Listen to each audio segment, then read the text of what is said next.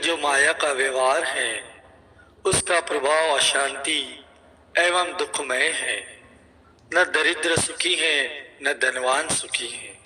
यहाँ न परिवार वाला सुखी है न अकेला सुखी है, न बड़ा सुखी है न छोटा सुखी है।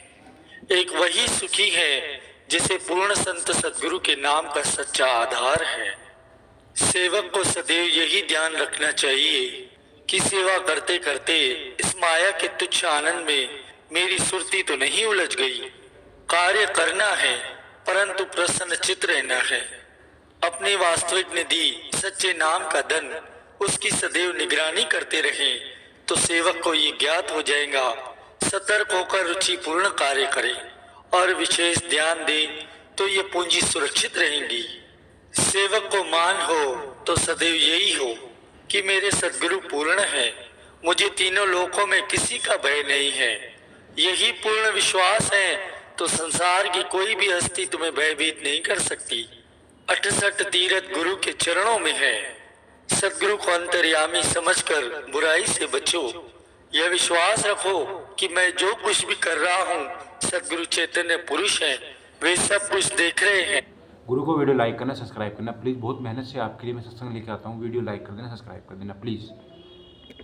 उनसे कुछ भी नहीं छिपा, वह सब कुछ जानते हैं। कर्म करने से कदापि पग पीछे नहीं हटाओ। चाहे कितनी भी असफलता प्राप्त हो, दूसरों के हित के लिए अंतिम समय तक कर्म करते रहो। जो आदमी बादशाह को प्रिय होता है दुनिया उससे कितनी नम्रता से चलती है, और जो रूहानी बादशाह संत सद्गुरु को प्रिय है उसका मान तो लोक परलोक में होता है। सेवा के कार्य में जो तुम्हें सहयोग दे उसके आभारी बनो, क्योंकि उसने परमार्थ की मंजिल की ओर बढ़ने में तुम्हारी सहायता की है। गुरुमुखों की संगति खोज खोज कर करो और मनमुखों की संगति एक पल भी न करो। संसार के सारे भोग ये सब रोग हैं, उन्हें भोगने से आत्मा रोगी हो जाती है। लोभ के वशीभूत होकर पाप और अन्याय न करो। मालिक को सर्वव्यापक, अंतर्यामी और सर्वकला समर्थ समझो। कोई भला बुरा कहे तो चुप से सहायता लो। उदार चित बनो, तंग दिल में प्रभु नहीं आते। यदि मन को जीतना चाहते हो तो सर्वप्रथम अपनी इंद्रियों पर नियंत्रण करो।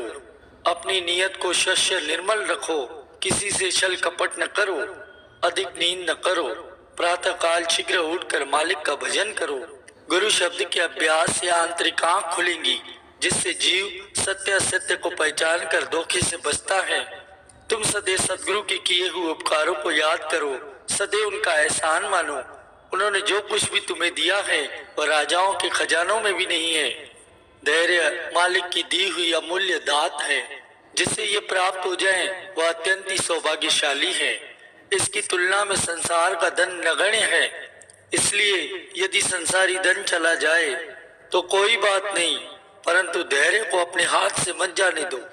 सद्गुरु के वचन सब विद्याओं का सार तत्व है।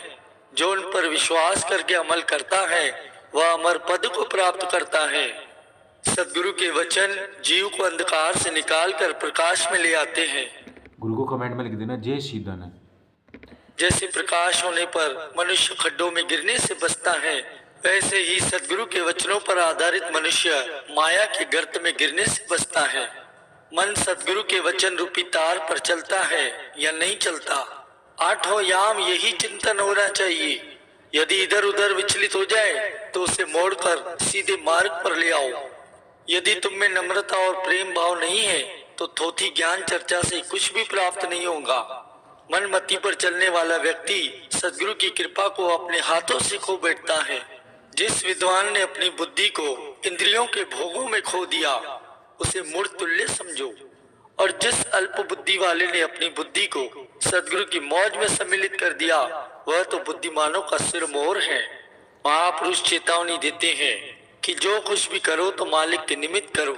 ऐसी भावना जो दिल में होगी तो मालिक की रचना के सभी पदार्थ अपने आप तुम्हारे पीछे पीछे भागेंगे। चाहे कोई सर्वगुण संपन्न क्यों न हो, यदि उसके हृदय में नम्रता नहीं है तो वह मालिक के द्वार पर स्वीकार नहीं होता। विद्या ऐसी पढ़ो जिससे स्वयं को और अपने मालिक को पहचान सको।